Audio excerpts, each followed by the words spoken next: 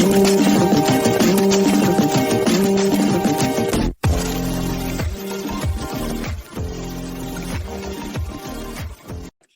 everyone, welcome to a new episode of Carolyn Talks. I'm your host, Carolyn. Hi, so this is the podcast/YouTube channel where I speak to film creatives about their work, the industry, and what inspires them.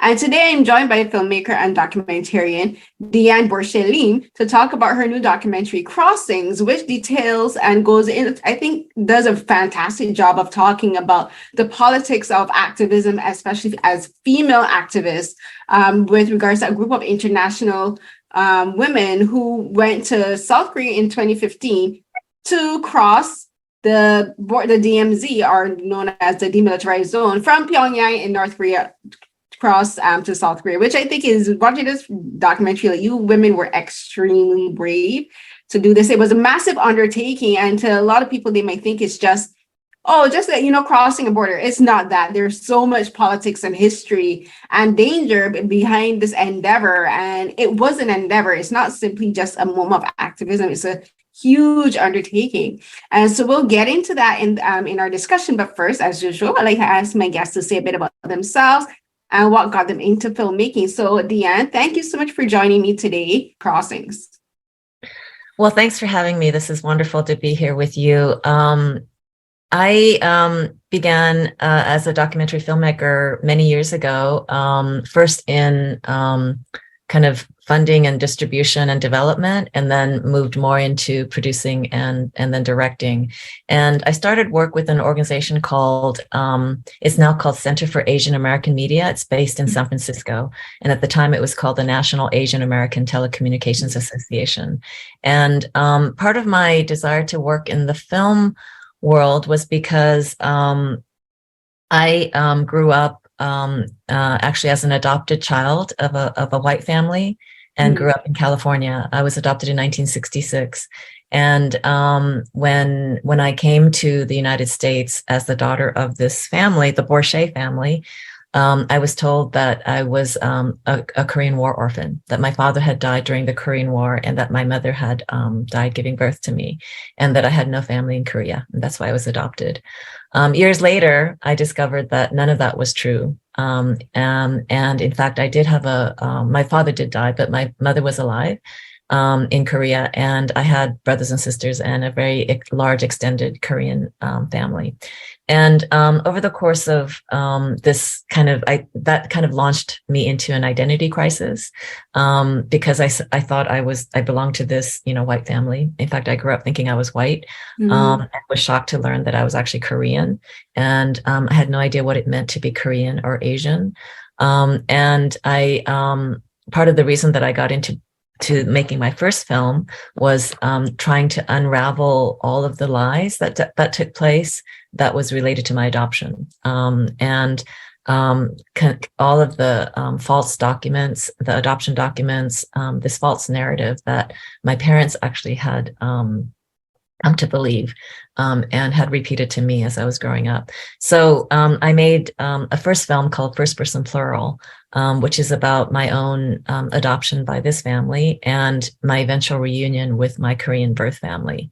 And years later, I made another film, a follow-up film called In the Matter of Cha Jung-hee, that explores the identity of this girl that I was switched with when I was adopted, and it also explores the lives of contemporary women in South Korea whose name women in South Korea whose names are Cha Jung-hee. Anyway, so making these films and learning about my history was really enlightening, and I realized that my adoption had really happened in the context of war and national division, and I wanted to understand that more deeply, and how the Korean War, in fact, shaped me and shaped our family and Korean society, but also shaped American society and all of the countries, including Canada, that participated in the Korean War. And so that's what eventually led to making additional films and oral history projects related to the Korean War, including a film called Memory of Forgotten War, which was a short film about the Korean War, and then now Crossings. You have such a, I think, an amazing backstory, because the beginning to growing up adopted within a white family and believing that you were white, but then to find out, wait, I'm actually Asian, I'm Korean. And then what everything that ties into being Korean American and having a Korean ancestry. And the thing with the war, especially the Korean War, but like there was this huge, I guess you could call it almost like a baby market that was created during and after the war, where many Korean babies were taken from their mothers and from their families and essentially given away or sold in some circumstances, because a lot of the organizations that were doing these adoptions weren't legal organizations. They were basically like, just like doing marketing for these babies. Were sent to North America. A lot of them are sent to Canada. A lot of them sent to America and to other European countries. And it's the effects of war affects this is, and it's mentioned in the film, where some of the biggest casualties of war are women and children. For a lot of, women and children are a lot of the times the main collateral damage, because the war is fought between men. It's like the political leaders, the military generals, the soldiers, and women are said, okay, you have to be a supporter. But it's like, we didn't sign up for this war. This war was created by a few men in a few rooms, and everyone else has to basically be swept along in the tide of this war. And that's what happened with the Korean War and the separation of Korea into North and South, where and you speak about, and when you think about the part that the American government, I think, as well as the society, played in that, because so many, as you're saying, so many babies were adopted by white families, and all of these hundreds of thousands of kids, and no one would have gotten together and said, but wait, where are all these children coming from? You had all these hundreds of thousands of families, these adults, these white people who are taking these children, and no one got together and questioned and said, there's something wrong that we're having an influx of all of these babies. Mm-hmm. They just happily took them in, and for, I think a lot of it has to do with, this is just me, a lot of it has to do with white saviorism, where, and it happened not only with the South Korean War, but it happens with war across the globe. They'll say, we want to adopt all these children because we're saving them. And then it's like, how about you try to work to stop the American government from being imperialist and invading people's countries and perpetuating war. That's a whole other discussion, but it kind of ties in, because the film starts. So I think you brilliantly start out the film with Donald J. Trump, the former president of the United States, talking about declaring war on North Korea, because there was a time before we kind of separate time now, before the pandemic and after the pandemic. But while he was in office, there was this moment of extreme tension. And I remember it distinctly. There was this, I think it was a Saturday, and there was this missile that was launched from North Korea. And there was literally it was this time we were like, is this it? Is this really, are we really going to enter into World War III? Because these two men are acting like children, and these men have the buttons to start nuclear war. And I remember distinctly, it was a Saturday, and it was Twitter was exploding, because people are like, what is happening? And the film kind of starts at that same period, because Donald Trump was he's trying to assert his dominance and say, we will take North Korea and we will start a war, and you're declaring war and you're not considering anyone else around you. He thinks he's going to be safe in his bunker, and while the rest, everyone else gets obliterated. So talk about starting the film from there instead of from any other point. Okay. You said so many things. Well, first, just to reflect a moment about what you were saying about the adoptions and war affecting women and children, which is so true. Korean transnational adoptions did start during and immediately after the Korean War. And the first, there were children who were military mascots who were adopted initially by American troops.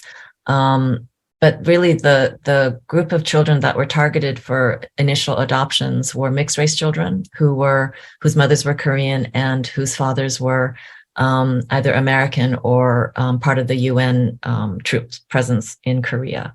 And it was those children that were initially the groups that were that Syngman Rhee, who was the president at the time, really wanted to sort of remove from Korea and get adopted by overseas families. And I think that the beginning of those transnational adoptions really also happened in the context of the national division that was already taking place.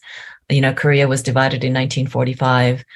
And then when the two states, the DPRK, the Democratic People's Republic of Korea in the north, and the Republic of Korea in the south, when those two states were solidified in 1948, that it resulted in the separation of millions of family members. And that separation and division continues to this day because of the ongoing war and because of the existence of, both the physical demilitarized zone that is the physical border that prevents the families from seeing each other, as well as all the ideological and other barriers.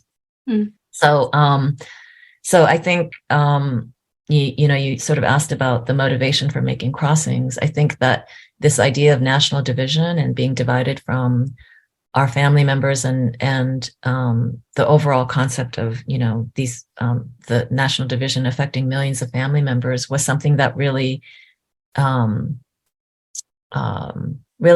was an important theme for me. And Christine Ahn, who's the main protagonist in the film, she's a Korean American activist who came up with the idea of bringing a group of international women to North Korea and crossing the DMZ into South Korea. I had known Christine here in the San Francisco Bay Area for a number of years, and we had worked on various, anti-war things together. And when she asked me about whether I'd be interested in going to North Korea and crossing the DMZ to promote a formal end to the Korean War and the eventual reunification of families, that was a theme that really resonated with me. And that's one of the reasons why I signed on to the project. So in terms of the film, starting out with Donald Trump, you're absolutely right. In 2017, it was terrifying. We really thought that a war, that the U.S. there might be a preemptive strike against North Korea and that North Korea would respond. And, estimates were that hundreds of thousands of people would, die, within days or weeks. And the rhetoric that was going back and forth was just a terrifying thing. And when you have family there, whether on south or north side, it hits even, hits home even more about what that might do. And so the film opens with Donald Trump and Lindsey Graham, and they're in this sort of fire and fury mode, and then it sort of goes backwards in time with the women, and there's the decision to go to North Korea, and basically this group of women that decides to kind of learn for themselves and go to both North and South to listen to the stories of women in both the North and South about how the war impacted them at the time, to actually listen to survivors, but also how, they're dealing with the legacies of this unended war and the status of, this ongoing armistice that suspended the fighting, but never really fully ended the war formally. And what the repercussions of that are. So yeah, that's how the film kind of got started. Right. And the thing with making a documentary is that you're following from the very beginning, especially for like this film. You are filming from the very beginning, where Christine starts to call people and ask them to, like, if they're willing to take part and join her in this endeavor. And when you're doing this, when you're doing a documentary, you don't know how it's going to end. You don't know where the path leads. Like there is no script you're following. There's no plan, no production that's designed or whatever. You're just like following the movement and you're following the path that's just being drawn as you each go along day by day, because you don't know what the next day is going to plan, what the next day is going to bring. So when you're filming this as a documentarian, you're thinking with the eye of a filmmaker, but then as someone with your background, with your own history and relationship with South Korea as well as America, how did you go about, just like when you began filming, just what was it you told yourself, this is my objective, this is how I'm going to proceed? But were there any moments where you were just like, it was kind of hard to separate yourself as both a filmmaker and an observer, as someone with a personal connection to the story? Mm-hmm. Yeah, absolutely. Yes, that's a great question. Yeah, and when I went into the project, we had a very small crew. We had a camera woman, a sound recordist, also a woman, and a PA, and myself. And so it was a very, tight, small crew. And my plan when you're making an observational film like this, you kind of have certain hypotheses of what might happen, but as you just said, you kind of can't predict everything, right? And so my goal was to cover as much as possible in terms of their stated goals. The group's stated goals, which was they're going to cross the DMZ from north to south, and then on the south side be received by thousands of South Korean women and meet South Korean women. And so I think the big question for me, and what I assumed, was that the women would cross the DMZ at some point. But the question was, would they cross? Where would they cross? How would they cross? And so that was kind of the main kind of through line that I was following at the time. I think what became evident to me as we were filming and also during the edit, and after we had done all the interviews with all of the women, was that there were other factors, and that there was really another story that was coming to the fore, which was the story of how these women, some of them who are, very prominent, people like Gloria Steinem and the two Nobel laureates, Mairead Maguire from Northern Ireland and Liem Bowie from Liberia, along with, women from 12 different countries. How would these women work together? How do they make decisions, and are they going to stay together? Are they going to have different strategies?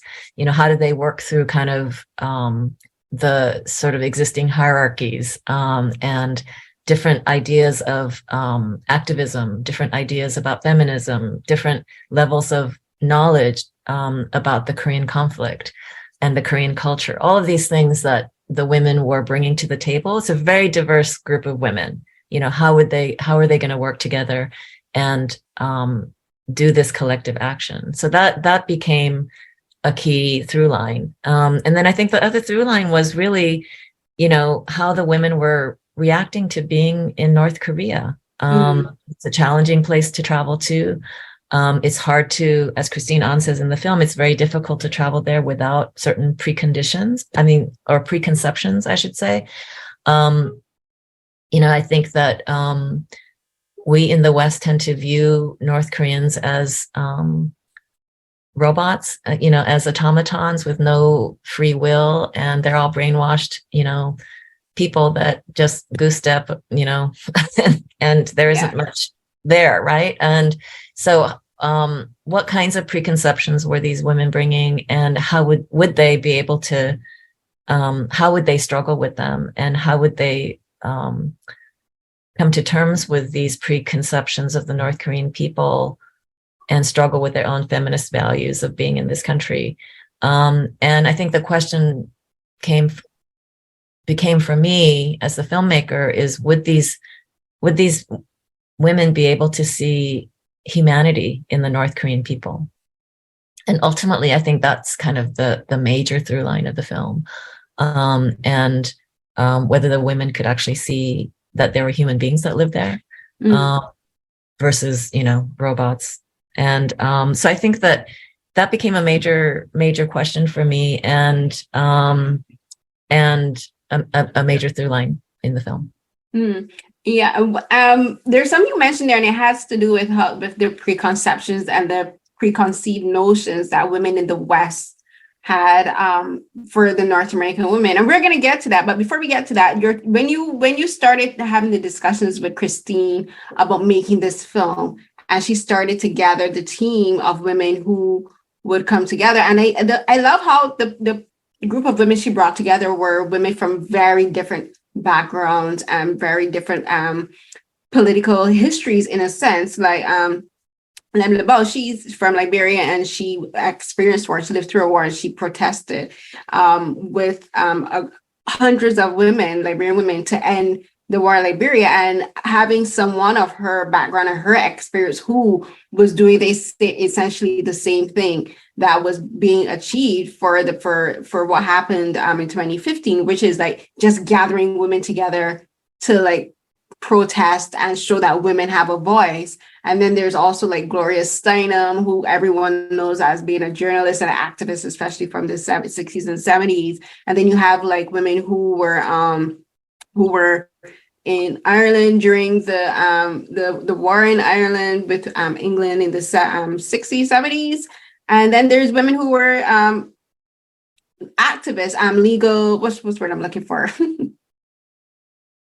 My mind is drawing a blank. But they're like, like advocates and legal aid advocates and lawyers and women who are who own businesses, both in America and from around the world, including South Korea. So when you were watching her gather this team together, what were the thoughts you had about the women that she has selected and the women who agreed to take part, and the discussions that you guys had with how you were going to structure the film and follow them, because you had to wait till everyone came together because you couldn't be in all the countries, you couldn't be in all of their living rooms. So what were the discussions you and Christine had about the women that would be taking part and how you would go about piecing the film together?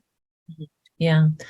The first time I met all of the women was in Beijing, and it was before, it was during the orientation process, before the women went to Pyongyang.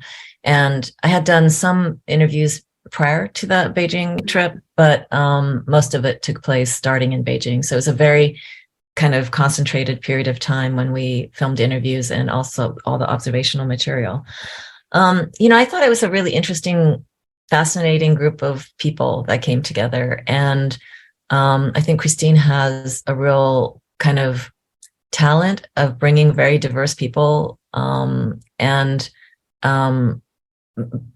enabling the group to actually come and discuss very complex issues and be able to actually take in all of the diverse experiences and ideas that people bring to the table. So it's a difficult thing to do. And I think collective actions of this sort are just so complicated. So in many ways, I think I really felt like, I was filming, it was sort of a case study of how diverse women like this do come together. And, it's not perfect. There's going to be disagreements. They were trying for like non-hierarchical, horizontal leadership, but there is hierarchy. It's like, so how do they overcome those things, and how are decisions made so that one person who might be more prominent doesn't necessarily have, hold sway over decisions? All of those things are, I think, apparent in the film. And it's not that I, as a filmmaker, have an answer of how these actions should take place. It's just that the film shows what happened in some of the key moments of decision making. So I think in the end, I feel like the women were able to overcome, kind of, and reconcile, or not reconcile, but, they were able to acknowledge and deal with their differences, both in terms of strategies and their backgrounds, and decide on particular strategies to basically to stay together. I'm sorry if it's gotten very loud. Can you hear that? No, I can't hear anything. Okay, good. So they decide to stay together, and there were opportunities where, there were moments where they could have split apart and pursued, as different groups, smaller groups, different kinds of strategies, but in the end, they decided to stay together and take action together. So, okay, now I can hear it, but it's fine. I'm sorry. Just suddenly appeared. Yeah, they're cleaning the road outside. That's the noise. It's fine. So you mentioned just about the hierarchy, and I was watching the film, and I think you did a fantastic job, like balancing, like I guess you could say, like screen time and the interview time with people to make sure that people had like equal amount of screen time and that we weren't seeing the interviews from like only certain people. But I will say, I think there was something that maybe it's because I'm a Black woman, I'm a woman of color. I did notice that Gloria Steinem, like she did have, there were a lot of scenes where she had to speak up. And for me, I know for a lot of people, it could seem as though, okay, so is this white woman getting a lot of attention and she's kind of taking things over from Christine. But I kind of read it as this is like a white woman using her platform and her power and her political savvy and know-how to, I guess you could say, advocate for Christine and for all of you that were there, because like she does, like her name is widely known, is internationally known in politics and in media. And it's like there's a moment close to the end of the film where like the South Korean press corps were you could tell they were kind of like asking questions that weren't fair to Christine. And there was a discussion that took place amongst all the women about kind of like pushing Christine to the back, not because she's not to be visible, but to protect her from getting any pushback from the Korean media, from any lies that were being spread. And like Gloria had to speak up, and I'm like, this makes sense in this point, because she's a white woman. I'm like, this is where white women should show solidarity, and this is how white women can use their voice as an ally, And the film is very much like that. So you have all of these women from every side, like from different backgrounds and different professions, and they each bring something to the table to help make this event occur. And everyone has their own expertise and their own backgrounds and beliefs, which offers something very specific. But the thing that the film, and as we mentioned in the beginning, what the film does highlight is no matter where women are from, no matter almost all of our personal and professional or emotional or even religious experiences, we're all women, and all women around the world unfortunately face the same societal impact, the same misogyny, patriarchy, gender discrimination, all of these things, health discrimination. Like that's something that's mentioned in the film with regards to the difference between how women are treated medically in North Korea versus the Western world. And that's a big,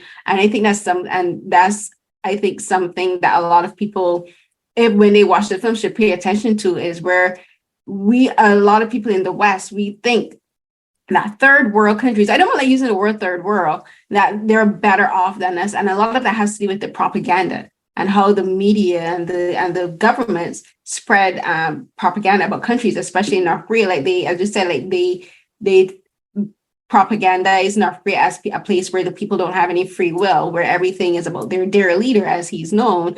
And like, their automatons and everything they do has to be for their leader. But it's like, these are people who are just also living their regular day-to-day lives. They still got to go to work. They still got to feed their families. They get up, get dressed, go to work, come home, go to their families. Women give birth, they go to the hospital, they have to give birth, they have to raise their children the same way. So talk a bit about you as you yourself having your own preconceived notions and how you have to make sure that doesn't sway you as a filmmaker, and like not only with regards to North Korea, but just like all the women that were there, and how you have to make sure that everyone, including North Korea, is given a fair chance within the film, because as a filmmaker, you still have to remain impartial. Like your job is to observe everything that happens. We have to show the good and the bad. So how did you as a filmmaker work is showing the even like the impartial side of the women that were there as well as North Korea?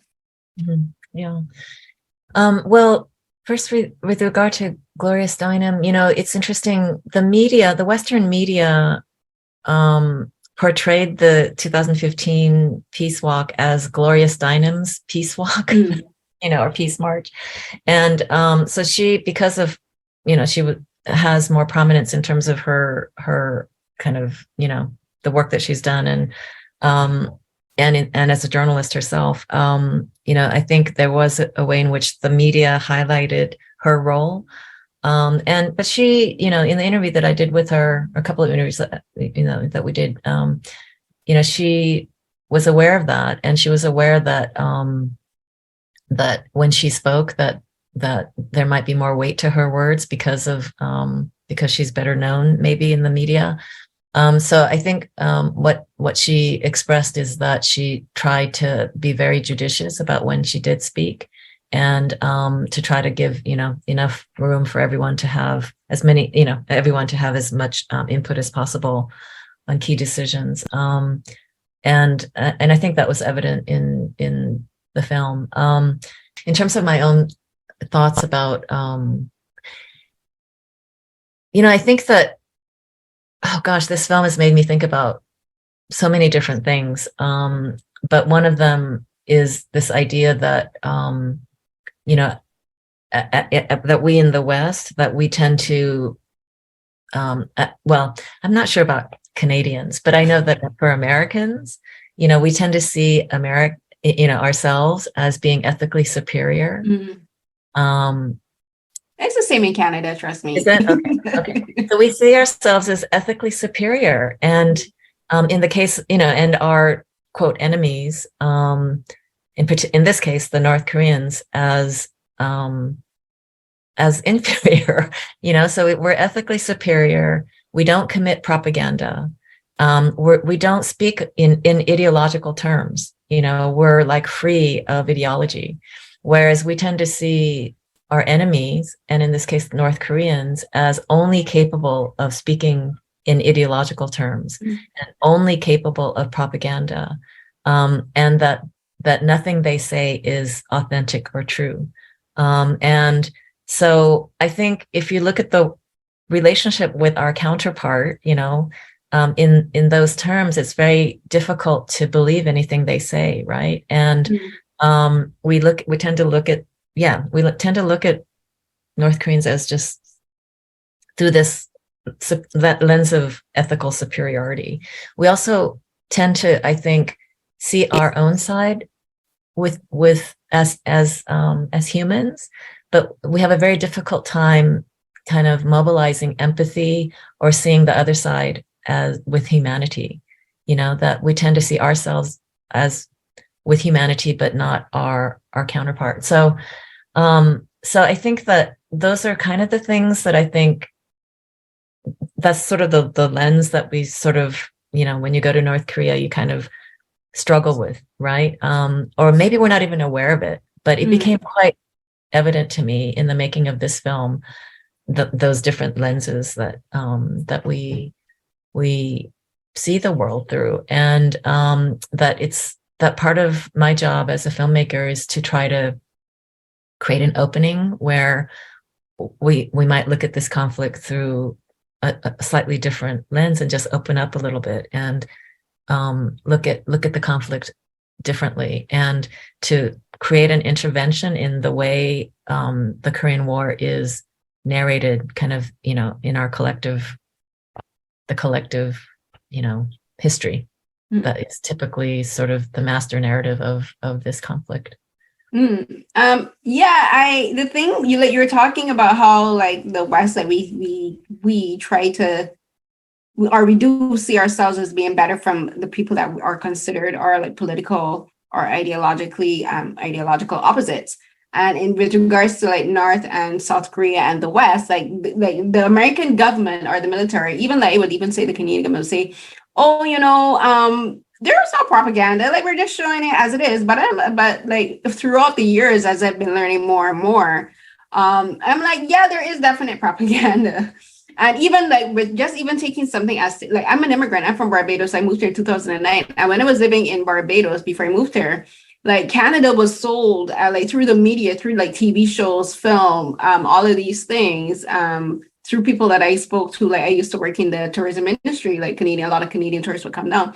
And granted, all of them are white, but they sell like Canada as this amazing place to live. Like it's all a cultural melting pot, a true place of cultural acceptance. Well, everyone can still be who they are. And I moved and I learned that is not the truth. And that is far from the truth. And I learned that lesson very quick. I learned as a Black woman, like I still face racism here. I still face anti-Blackness here. You know, I still face sexism, misogyny, patriarchy here in Canada, in Toronto.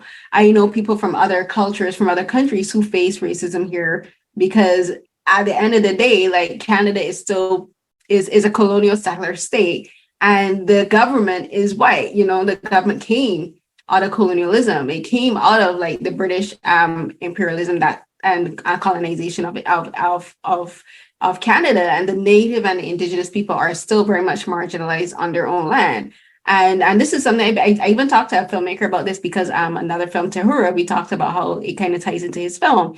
And like it's propaganda. And then you talking about the medical, like Canada has universal healthcare, but it kind of operates differently provincially because each province has their own way of doing things. And like I love the fact that I live here because I have a disability, I have MS, and I would not be able to get the treatments that I get here in Canada that I know I would not be able to get back home in Barbados. But it's not perfect. I face medical racism, you know, I face racism from doctors and nurses.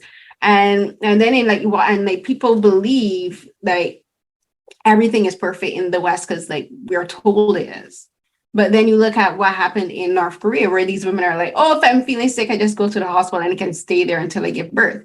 That can't happen here. You know, that can't happen in Canada.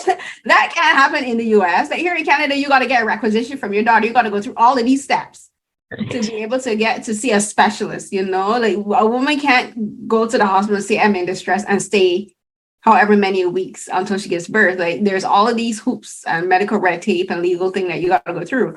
And so even to a lot of people that may seem simple, but for women, like being pregnant and giving birth is such a dangerous time. And so to be able to have even that one moment of that one assurance and that one thing is a big deal. Like the women that were there, they talked about that. They talked about how, oh wait, you know, are we even really that great if something as simple as providing medical care for a woman during pregnancy and to her baby who needs help and free of cost, and like she's not judged for it. Like you're like thinking, even if in this one instance, like what really makes us better than them?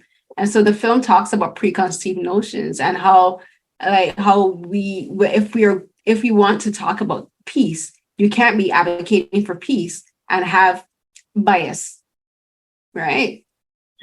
Yeah. And I love the way that Liem actually in that one scene at the hospital, you know, she couches it as kind of this moral dilemma or this ethical dilemma that she's encountering by being in North Korea.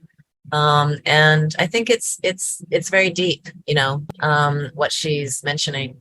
And I think that the questions she raises and this dilemma that she's struggling with at the time, the way she expresses it is profound. Yeah, no, it's a beautiful scene. It's to me, that's one of the scenes in the film that really stands out to talk about how activism is supposed to work.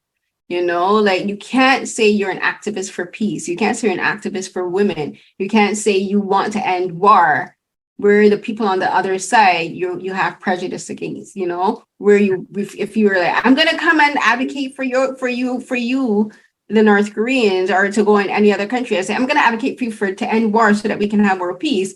And then they'll say, I judge you because like, you are Muslim or you're Buddhist or you're whatever. I'm like, no, you're advocating for the peace of this person's body. To be an advocate doesn't mean that you get to judge who they like their beliefs. That's between them. That's something personally they have to start out. You're advocating for them to have the right to do this, you know, and the film. And so I want you to talk a bit about the film, like about this being something that like you have, like we mentioned it earlier, but this is something that really does come through as the film progresses, where like none of you had the thought of this being something that you had to think about. For everyone, it was just, we must cross the border, right? You know, to show that the line, this division, this line of demarcation between North and South, that the 30th parallel is arbitrary and it's useless and it should have never been. You know, but then it turned out to be something for each woman individually. She was like, oh, wait, this is something I myself have to sort through. Right. That's right. And then the complexity of, you know, that scene and even just their presence in the North and what they're struggling with is that when you say anything that might be even factual or favorable, not even favorable, but anything. The tendency is to then be labeled as a North Korean apologist or pro-North, or in the case of the South Korea's national security law, to actually be punished for either going to North Korea or having books about North Korea, or any statement that you might make, similar to what Christine Ahn experienced by at Kim Il Sung's birthplace, and kind of the media frenzy around that. So it's very complicated to not only go there, but then to speak about your experience.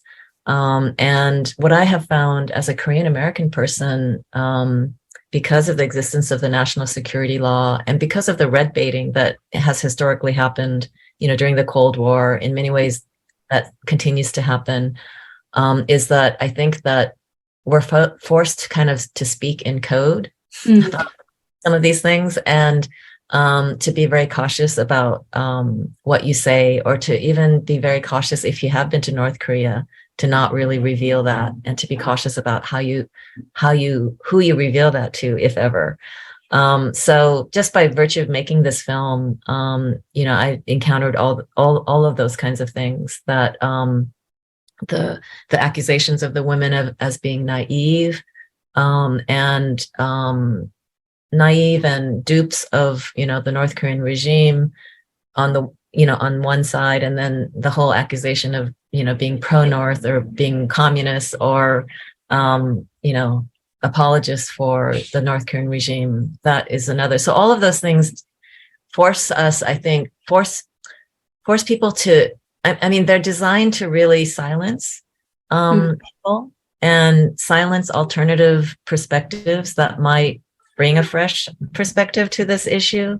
And I think it's really something we should resist, because we need different perspectives and different voices. But because of the historical red baiting, and because of the national security law, these voices exist that have the potential to silence alternative perspectives. And I think those are things that we have to really work against. So I have a lot of respect for all the women who went on this delegation. They risked, in many ways, they risked their safety, but they also risked their reputations by going and engaging, and even promoting engagement and dialogue versus war. They put their reputations on the line, and continue to do so as the film gets out into the world. And so I have a lot of admiration for them for doing that. No, I have so much respect for these women after seeing this film, because we abstractly, like people like me who aren't like they're really involved, and I've never been to South Korea, hope to go one day, have this very abstract idea of what South Korea is and what North Korea is. And like we see, like we've been told in the media, in the dramas and the films, that South Korea is super progressive. It's this place where women can be anything they want. Especially when people watch these dramas, like women can, like the glass ceiling is slowly cracking, which is true. Like women are becoming, are reaching higher statuses in society and in their jobs and professionally, but it's still also a very conservative country. It's still a very patriarchal country. Let me look at who got selected to be their latest president, a man who's openly admitted that he's a bigot and a misogynist. But so you see all these prejudices that are still there, and like they're still not, the free speech still doesn't fully exist, because like you can't say anything positive about North Korea, like even in when you watch films and dramas, you can tell when the writers are being very careful about anything that has a reference to North Korea. Like they're very careful to make sure that nothing is explicitly positive said in reference to the country, so you're still thinking that's not true freedom of speech, that's still censorship in the media. And like in the film, you talk about former President Park Geun-hye, she didn't do it like how they did it in the 70s and 80s and even the 60s, where like the dictatorship that existed in South Korea at the time, where it was torturing this, what they would call political dissidents, was torturing communists or people that they accused of being communists. But she was locking up journalists. You know, yes. She was suppressing political opposition, like artists, like writers, painters, directors, filmmakers were basically blacklisted. Like they were blacklisted for years from doing art the way they wanted to do art. So like so the film kind of touches on that. And if you're familiar with like South Korean culture and history, like you would pick up on where in the film you're highlighting that. And then you're saying, but how much different is this to North Korea? You know, and then how much different is North America and the West to North Korea? Because like even right now in social media, like we have people who are like trying to control what people can say on Twitter. You know, if you say something that is what they call people on the lefties or social justice warriors, and you know, and like calling us snowflakes and that kind of thing, because we're advocating for free speech, we're advocating for people, like for gender, for freedom of expression, for gender, religion, disabilities, you know, for everyone to be equal. And again, you're asking how much different is this to North Korea, which is considered a backwards country. And so so talk about how the film very subtly highlights the dichotomy and the hypocrisy of South Korean politics and North American politics compared to North Korea, because when you look at it, there really isn't that much difference. You know, like you know, they really like the film, like they talk about in the film they talk about the trauma that these women experience and how it's still kept alive in North Korea, and that's how they keep their loyalty to their leader. And I'm like, North America does the same. Like 9/11 happened over 20 years ago, and it's still every year memorialized and used as a way to like keep people remember what happened here and draw the attention away from what America did afterwards, like killing millions of people in the Middle East. Right. Yeah, I think that what you described was felt by the women, especially when they crossed the border into the South at Dorasan Station. I think that, you know, I mean, the women were looking forward to arriving in South Korea and to be greeted by the South Korean women, because there had been so much effort happen on the South. They didn't realize that communications and the emails that they had been exchanging had been censored. And so there were some communication gaps. But when they arrived in the South and went through immigration at Dorasan Station, you know, a number of the women were given a piece of paper that was part of, you know, kind of this continuation of the national security law, which was a signed statement that they would not, during their time in South Korea, they would not engage in political speech, and that if they did so, certain kinds of political speech, that if they did so, that they would be deported, and that they were expected to sign these pieces of paper. And also, you know, everyone's bags were gone through, and anything related to the North were taken away, that kind of thing. So I think the women expected to arrive in the South and, you know, not have to go through that kind of thing. But I think, as Lema says in the film, you know, that there was, that surprised them that they had to go through those kinds of, that kind of scrutiny. And then all of the media, you know, the media accusations and media coverage was, you know, had a certain slant to their coverage. So, and it continued on with this sort of ongoing red baiting and portrayals. But, you know, I think the South Korean women who were planning the arrival, I think in many ways they experienced, it was, you know, it was really stressful for them because they weren't certain what had happened in the North. The communications weren't available. And I think there was a lot of anxiety about what might happen, in particular, what Christine Ahn would say and what any of the other women would say. So, yeah, very tense period. And yeah, I mean, it's interesting that you describe kind of the South Korean governments and, you know, the history of military dictatorships. And I mean, there was this brief opening with, Kim Dae-jung, the Sunshine Policy era, when there was more openings and more engagement between South and North Korea. And the summit that took place in 2000 between Kim Dae-jung and Kim Jong-il at the time, which, looked like it was very, favorable, and there's a lot of promise at the time. But then these conservative governments came in, Lee Myung-bak and Park Geun-hye, and there was so much repression that took place, political repression that you just described.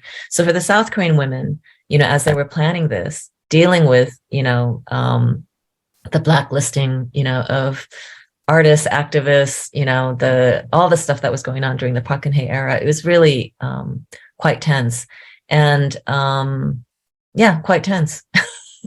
And now we're back in that kind of similar mode. Yeah, it's like the world is, we're always just thinking like, have we learned nothing?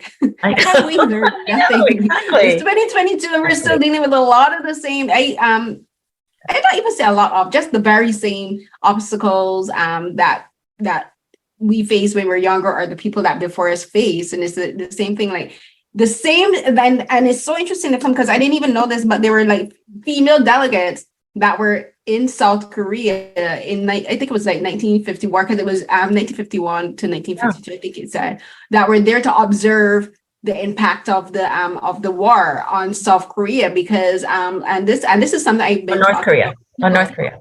Sorry, yeah. North Korea, sorry. And this is something I've been talking about with people. I said, like, North America, the US military almost wiped North Korea off the map during the Korean War, because I think I read that per tonnage, the amount of bombs that were dropped on North America were more than the atomic bombs that were dropped on Hiroshima and Nagasaki combined. That's how much tonnage of artillery that was dropped. Yeah, bombs, not atomic bombs. But yeah, no, I don't mean that they dropped atomic bombs, but I mean like the explosive impact was combined was more than the atomic bombs, because it was. Oh, I see. Yes, right. Yeah, it was devastating, and women went there at that time to document what happened.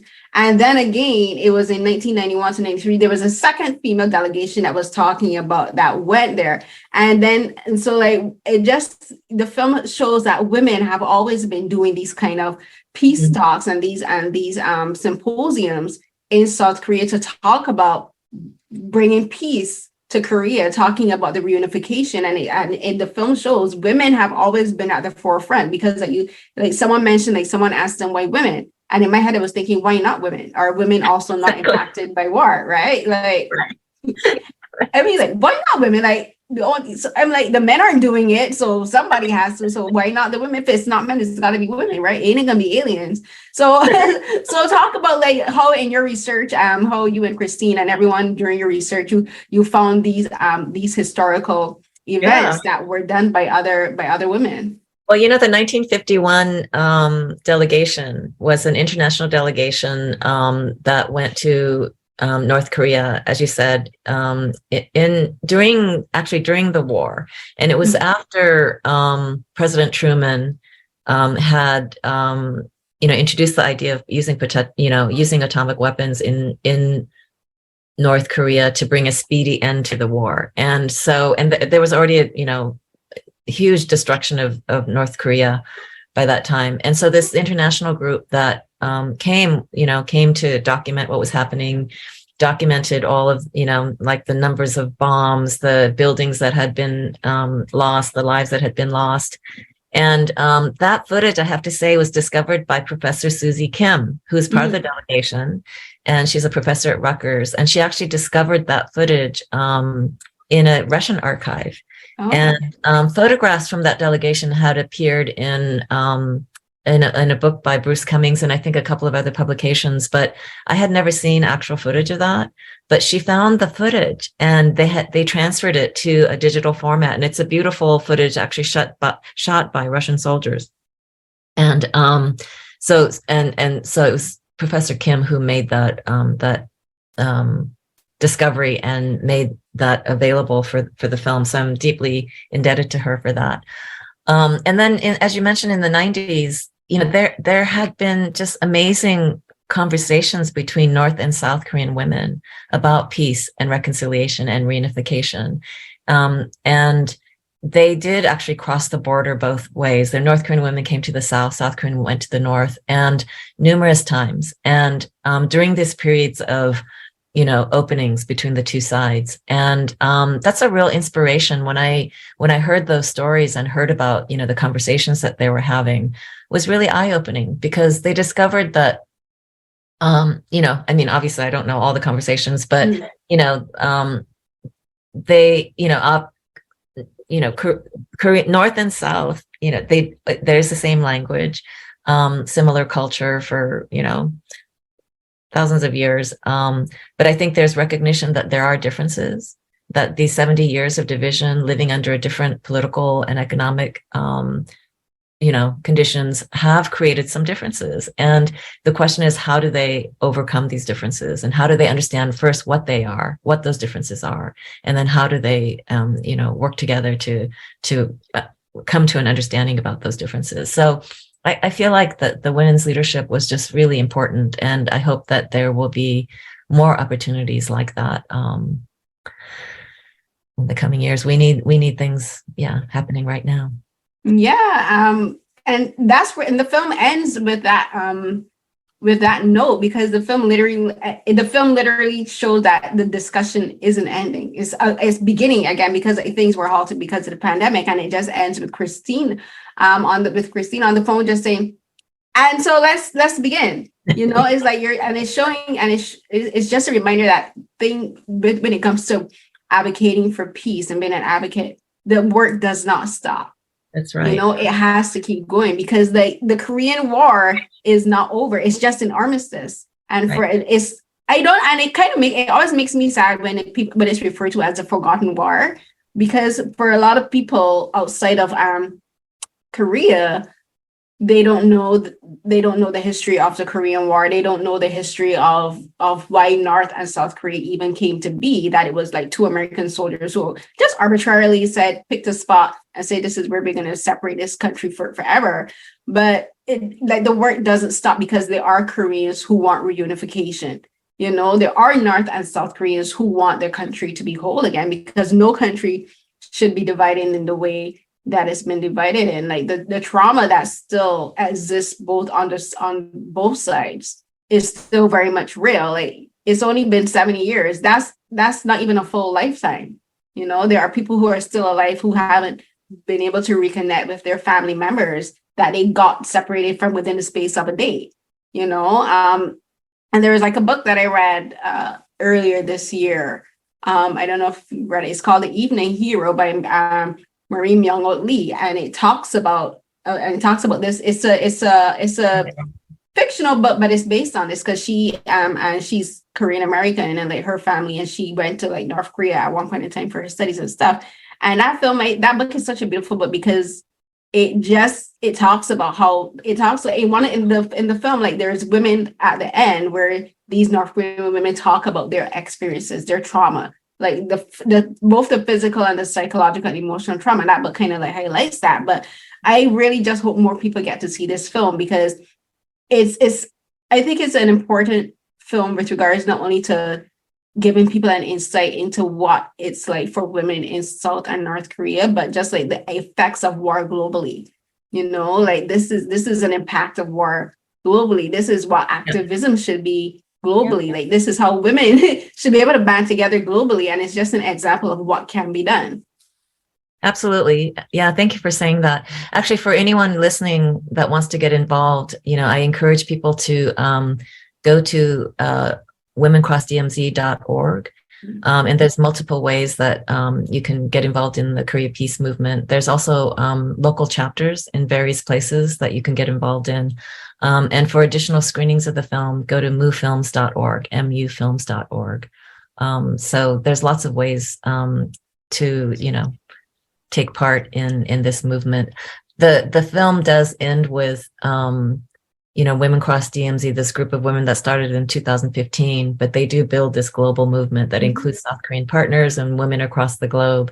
And it's been really exciting, actually, to follow this movement and how it's been building.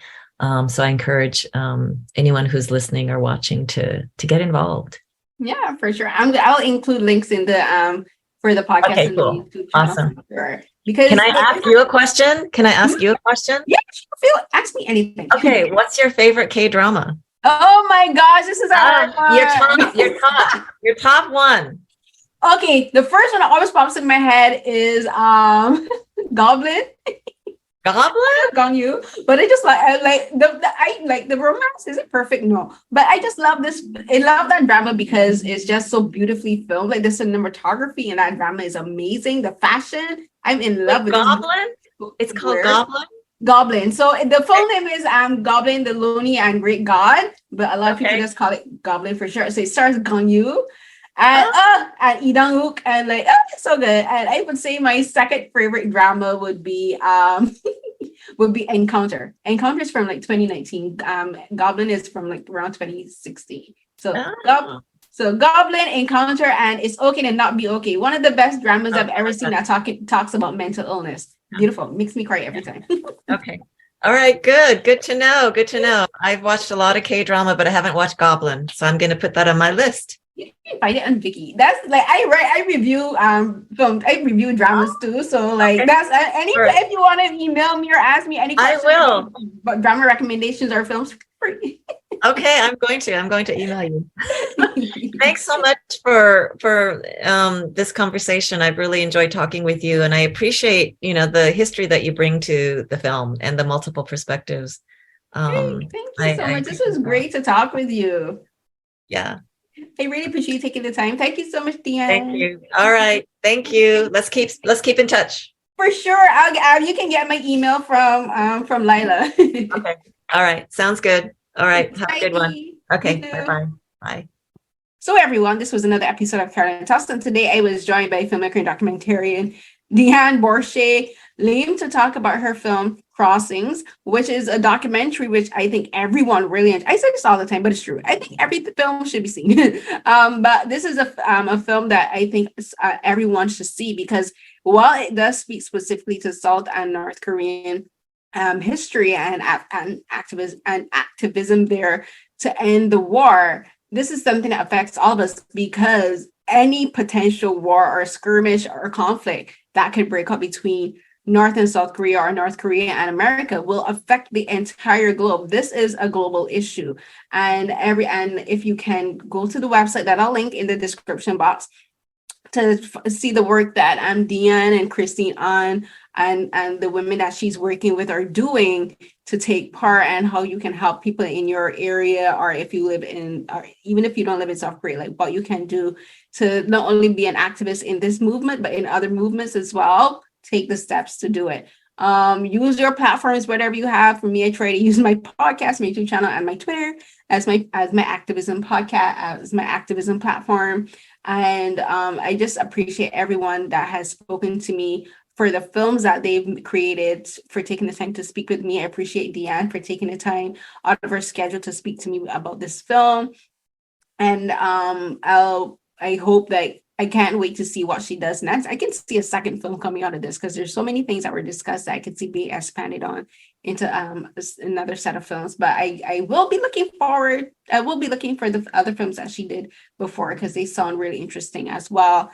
And you can find other interviews for my Real Asian film coverage festival, my Real Asian Festival coverage here on the podcast for Carolyn Talks. And so here's what happened on Acast, Google Podcasts, and iHeartRadio and other podcast streaming platforms. You can find the video version on my YouTube channel. So you can go to YouTube